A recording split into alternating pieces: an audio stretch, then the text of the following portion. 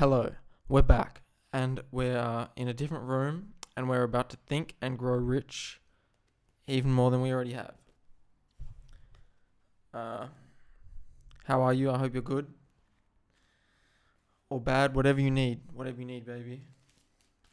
Let's continue reading.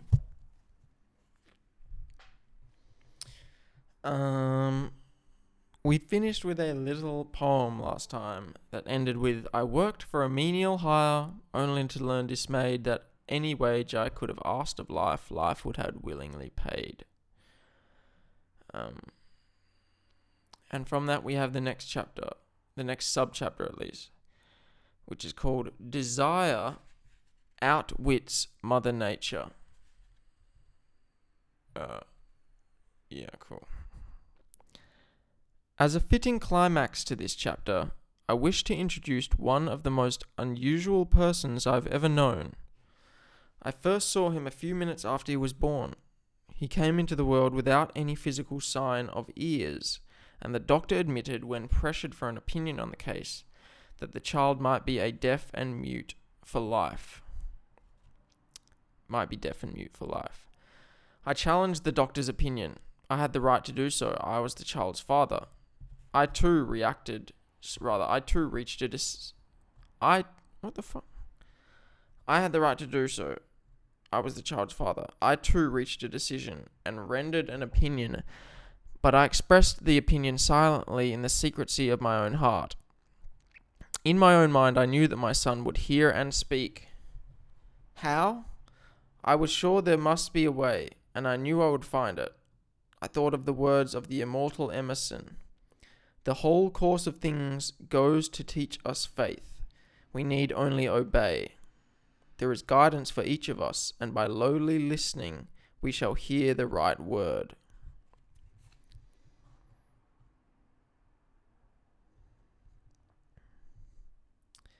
There is guidance for each of us, and by lowly listening, we shall hear the right words.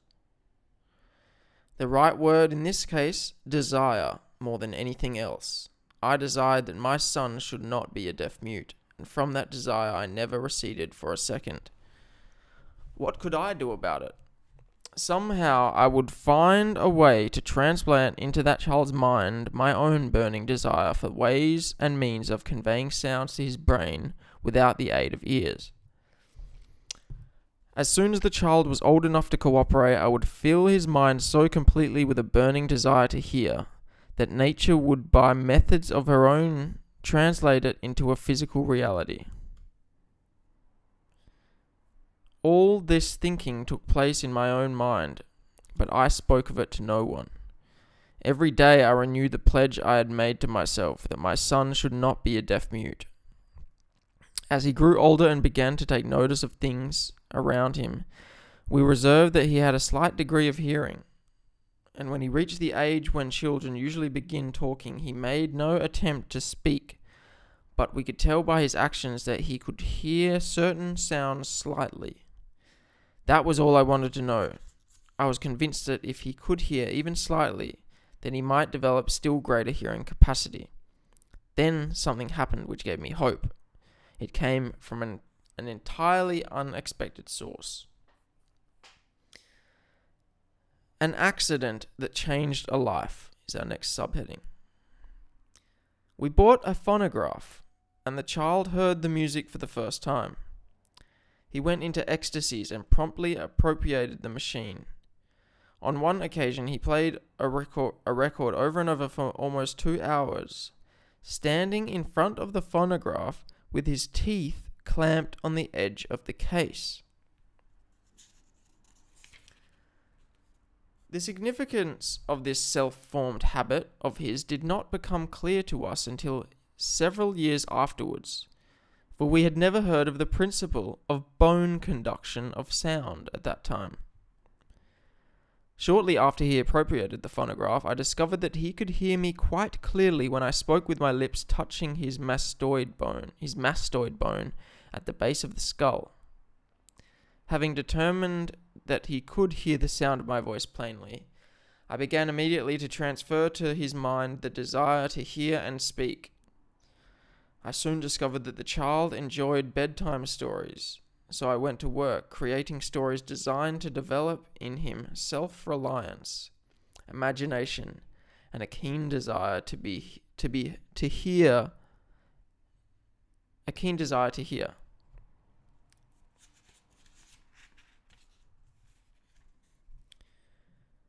There was one story in particular which I emphasized by giving it some new and dramatic coloring each time it was told. Just give me one quick moment.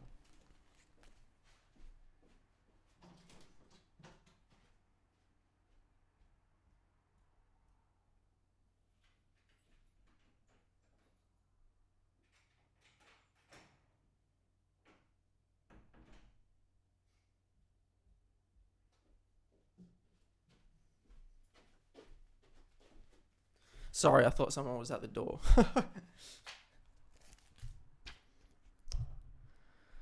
There was one story in particular which I emphasized by giving it some new dramatic coloring each time it was told. It was designed to plant in his mind the thought that his affliction was not a liability, but an asset of great value, despite the fact that all the philosophy I'd examined had clearly indicated that adversity brings with it the seed of an equivalent advantage. I must confess that I had not the slightest idea how this affliction could ever become an asset. He won a new world with 6 cents is the next subheading. As I analyze the experience in retrospect, I can see now that my son's faith in me had to do much with the astounding results. He did not question anything I told him. I sold him the idea that he was at a distinct advantage over his older brother, and that his advantage would reflect itself in many ways. For example, the teachers in his school would observe that he had no ears, and because of this they would show him special attention and treat him with extraordinary kindness. They always did, and I sold him the idea too that when he became old enough to sell newspapers, for which his older brother had already become a newspaper merchant, he would have a big advantage over his brother for the reason that people would pay him extra money for his wares because they could see that he was a bright, industrious boy, despite the fact he had no ears. When he was about 7, he showed the first evidence that our method of servicing his mind was bearing fruit. For several months, he begged for the privilege of selling newspapers, but his mother would not give the project her consent. Finally, he took matters into his own hand one afternoon when he was left at home with the servants. He climbed through the kitchen window, shinnied to the ground, and set out on his own. He borrowed 6 cents in capital from the neighborhood shoemaker, invested it in papers, sold out, reinvested, and kept repeating until late in the evening. After balancing his accounts and paying back the 6 cents he had borrowed, he had a new profit of 42 cents. And when he got home at night, we found him in bed asleep with the money tightly clenched in his hand. His mother opened his hand, removed the coins, and cried. Of all things, crying over her son's first victory seemed so inappropriate. My reaction was the reverse. I laughed heartily, for I knew that my endeavor to plant in the child's mind an attitude of faith in himself had been successful. His mother saw in his first business venture a little deaf boy who had gone out into the streets and risked his life to earn money. I saw a brave, ambitious, self-reliant little businessman whose stock in himself had been increased 100%, because he had gone into business on his own initiative and won. The transaction pleased me because I knew that he had given the evidence of a trait of resourcefulness that would go with him all through his life. Next sub-chapter, The Little Deaf Boy Who Heard.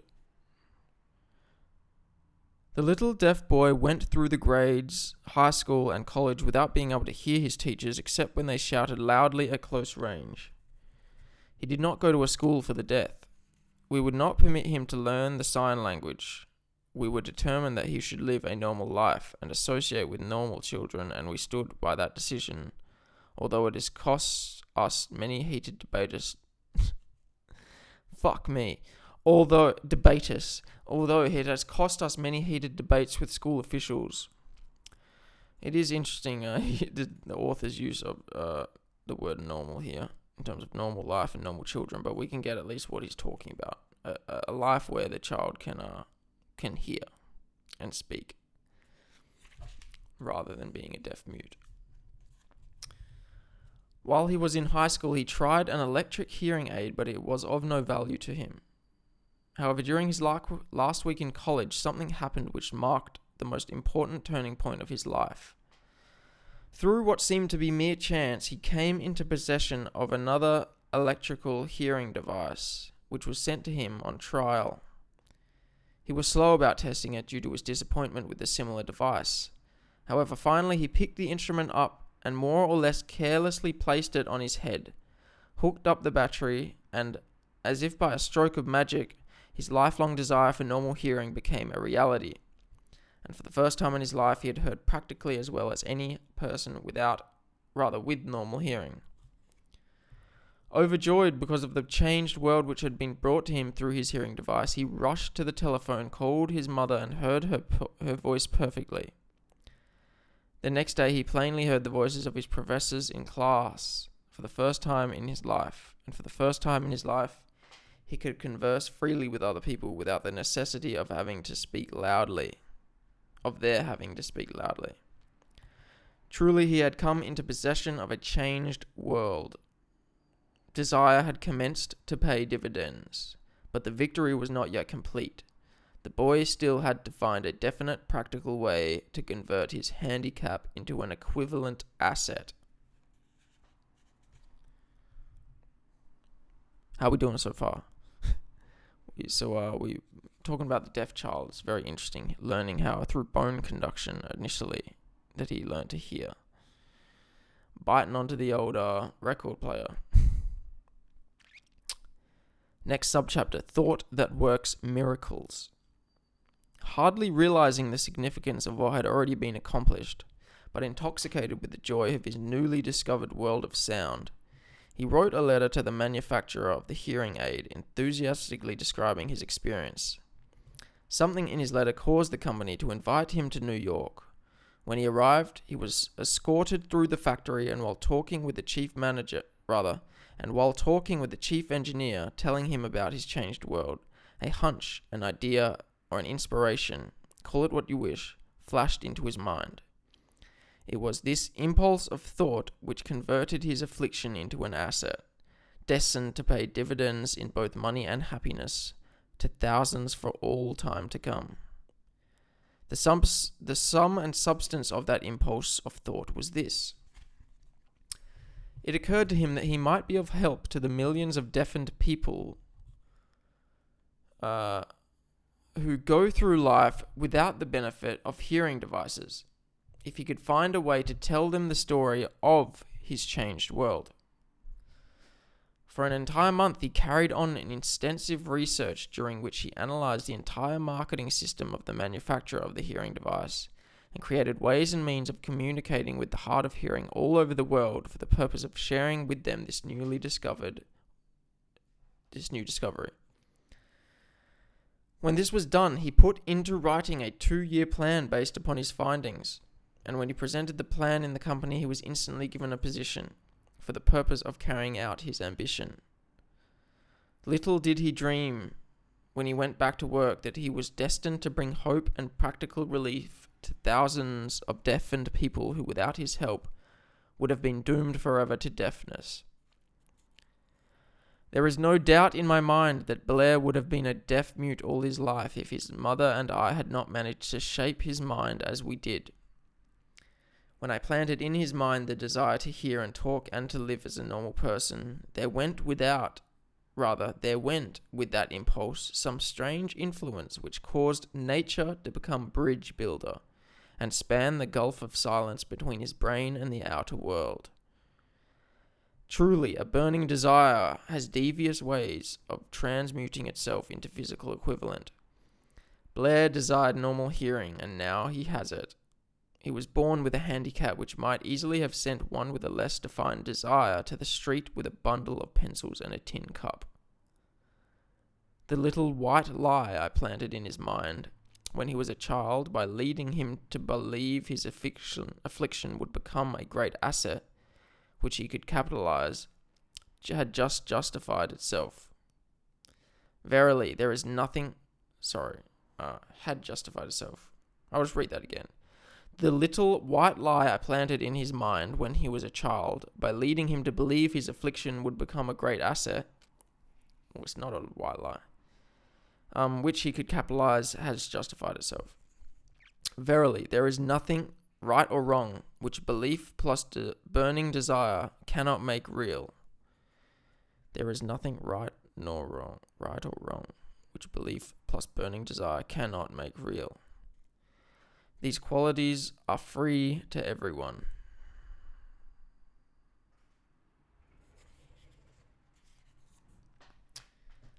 Next subheading is Mental Chemistry Works Magic.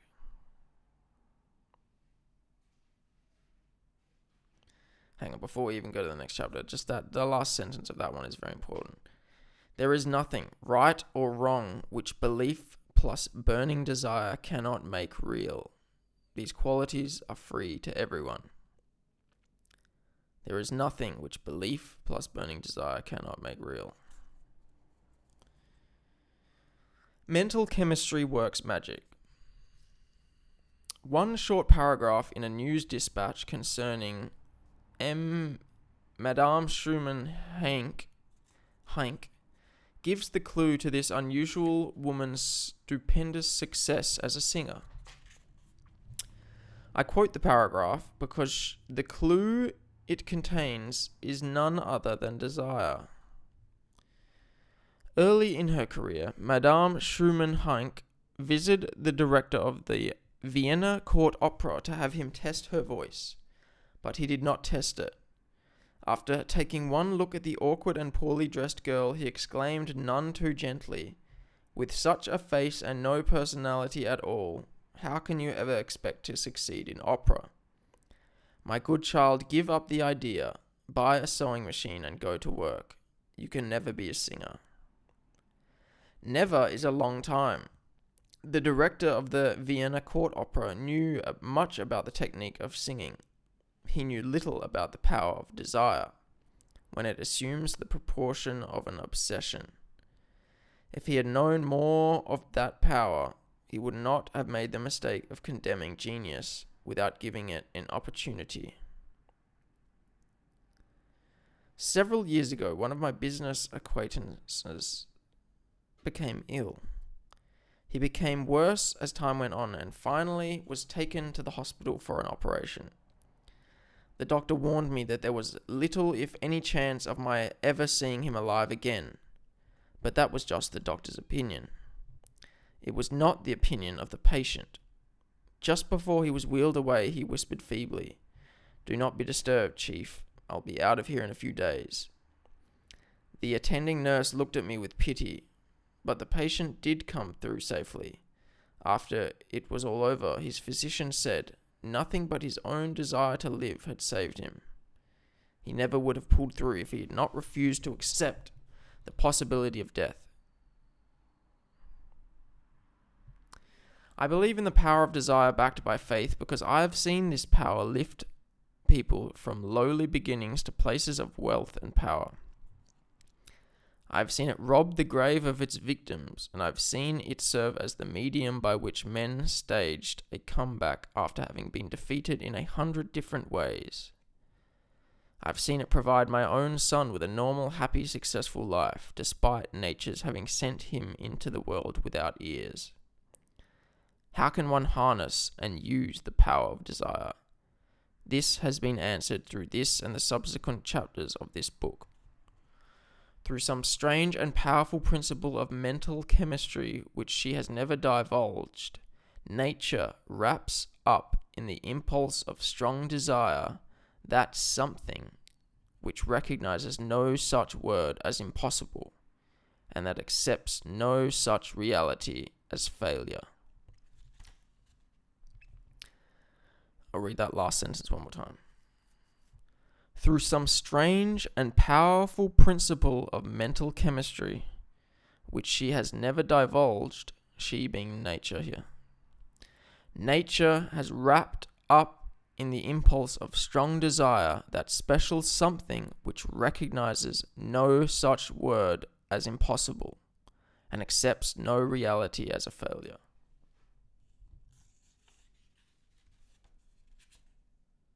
There are no limitations to the mind except those we acknowledge.